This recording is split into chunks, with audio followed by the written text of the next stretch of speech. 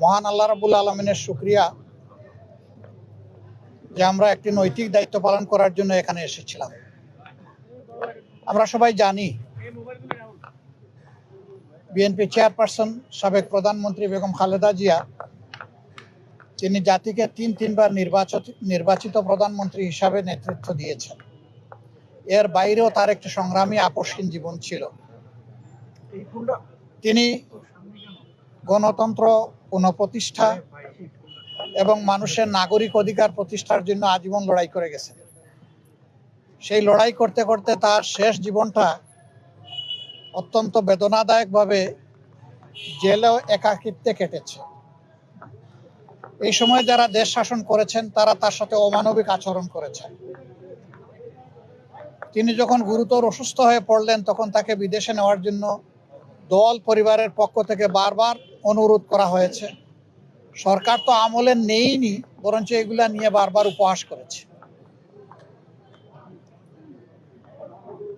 আল্লাহ তাআলার বিচার, ইতিহাসের অমুক বিধান, শেষ পর্যন্ত তিনি চিকিৎসা নিয়েছেন, বিদেশেও গিয়েছেন, কিন্তু ততক্ষণে তার বিশাল ক্ষতি হয়ে গিয়েছে। সেই যে তিনি ব্রিটেন থেকে ফিরে আসলেন, আর কিন্তু বিদেশ চিকিৎসা নিতে যাওয়ার মতো উপযুক্ত স্বাস্থ্য আর তার থাকলো না।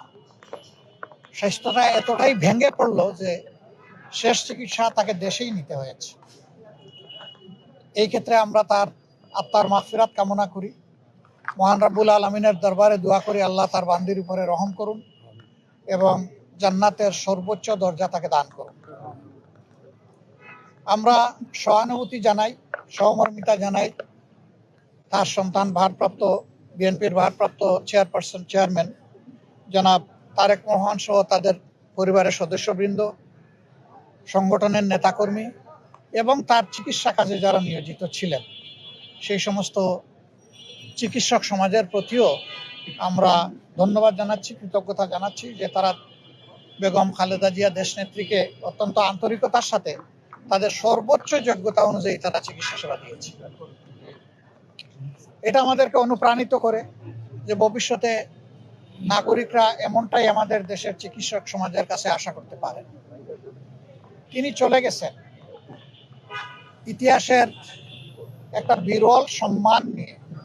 তার শেষ বিদায় সম্বর্ধনা অনুষ্ঠিত হয়েছে গতকাল এবং মানুষ আবেগ দিয়ে, চোখের পানি দিয়েই তাকে বিদায় দিয়েছে। এইটা তার পাওনা ছিল।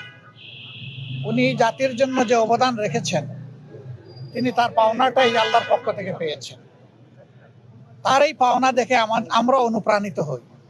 আমরাও যদি জাতির জন্য সেরকমটা অবদান রাখতে পারি, হয়তো বা দেশের মানুষ আমাদেরকে এইরকমই একদিন বিদায় দেবে। এটা সবার কপালে জুটে না। এই সম্মানটা পাওয়া, মানুষের চোখের পানি দিয়ে বিদায় সম্বর্ধনা পাওয়া, এটা বিশাল ব্যাপার। আমরা এই জন্য আল্লাহ রাব্বুল আলামিনের শুকরিয়া আদায় করি যে তিনি তার বান্দির প্রতি রহমশীল হয়েছেন। দেশ এখন একটা গুরুত্বপূর্ণ বাঁকে আছে। আগামী নির্বাচন অনুষ্ঠিত হবে একই দিনে, জাতীয় সংসদ নির্বাচন এবং গণভোট। সংস্কারের জন্য গণভোট আর সরকার গঠনের জন্য সাধারণ নির্বাচন। 12 তারিখের এই নির্বাচন নির্বিঘ্ন হোক, সুন্দর হোক এবং গ্রহণযোগ্য হোক, আমরা এটা দোয়া করি। আজকে এই বিষয় নিয়ে আমরা আলাপ আলোচনা করেছি এবং আমরা এটাও বলেছি, প্রিয় দেশের স্বার্থে অতীতে আমরা একসাথে কাজ করেছি, আগামীতেও দেশের স্বার্থে ইনশাল্লাহ আমরা একসাথে কাজ করব। তারেক রহমান সাহেব সহ বিএনপির নেতৃবৃন্দ একই আকাঙ্ক্ষা ব্যক্ত করেছে, আমরাও একই আকাঙ্ক্ষা ব্যক্ত করেছি।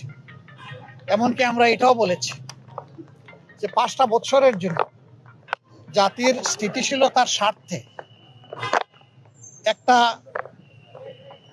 সুন্দর পরিবেশ ফিরিয়ে আনার স্বার্থে আমরা সবাই মিলেমিশে ভালো কোনো চিন্তা করতে পারি কিনা সেটাও আমাদের চিন্তা করা দরকার। এবং আমরা এটাও বলেছি, নির্বাচনের পরপরই, সরকার গঠনের আগেই আমরা ইনশাল্লাহ বসবো, খোলা মনে কথা বলবো, জাতির জন্য আমরা চিন্তা করব, জাতির জন্য আমরা সিদ্ধান্ত নিব। আপনারা দোয়া করবেন আমরা সবাই যেন ম্যাডাম যে ঐক্যের জায়গাটা পাটাতন যেটা তৈরি করে দিয়ে গেছে তার উপর দাঁড়িয়ে আমরা যেন আমাদের দায়িত্ব পালন করতে পারি। আপনাদের সবাইকে অসংখ্য ধন্যবাদ। আবারও ম্যাডামের আত্মার মাগফিরাত কামনা করছি এবং শোক সন্তপ্ত পরিবার, তার আপনজন, প্রিয়জন, তার সহকর্মীবৃন্দ তথা দেশবাসীর প্রতি আমরা গভীর সমবেদনা জ্ঞাপন করছি। আসসালামু আলাইকুম ওয়া রাহমাতুল্লাহ।